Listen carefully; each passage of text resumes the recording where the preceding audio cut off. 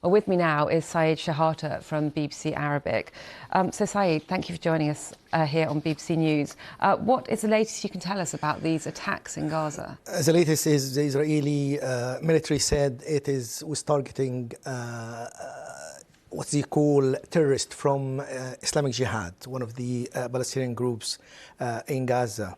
And according to the Palestinian sources, said like 5 journalists were killed while they were broadcasting van they were covering an events near Al-Quds hospital in Nusayrat in central Gaza, and so the airstrike hit their broadcasting van, and they're accusing the Israeli of like clearly deliberately attacking that, but the Israeli denying that, saying they were carrying on like targeted attack on what they call terrorists.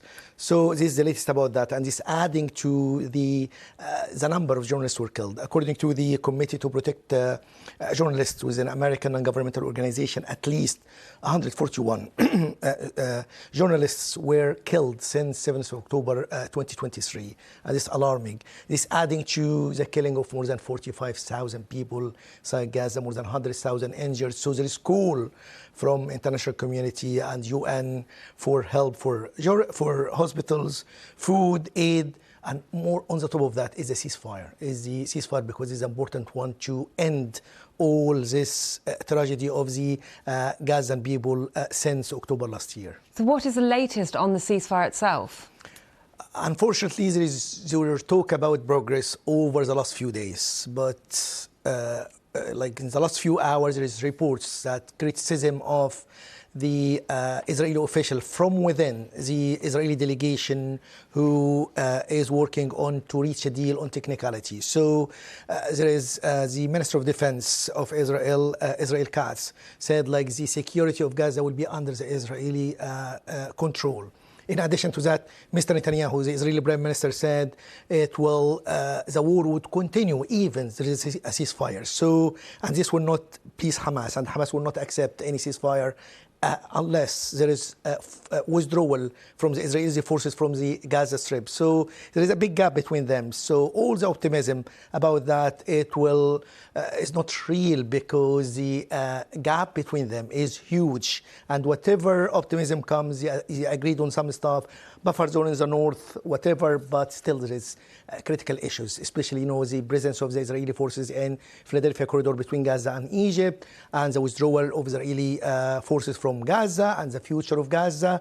So all of that, there is controversial issues, sticking points, and there is no agreement about that. So there is no indicators of an agreement between both of them. Okay, Saeed, thank you. Well, moving on to Syria now, and the authorities say 14 members of their forces have been killed and 10 others injured in clashes with members of the ousted former leader Bashar al-Assad's Alawite group.